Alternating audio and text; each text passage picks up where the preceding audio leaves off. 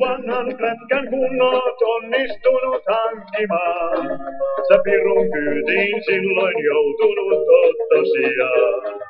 Ei pikku sormes riitä sille, koska tälle demonille sielu täytyy antaa aivan kokonaan.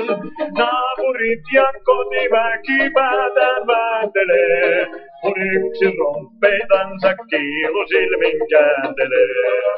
Mikä kumman sen on tullut, joko se on ihan hullu, pikkupojatkin jo perään huutelee pyörällä päästään. On tyypit noin, ne ilman pyöriä ei elä voi. Pärinää kun kuuluu tai pututusta, se rinnassa saa aikaa kummaa kutkutusta pyörällä päästään.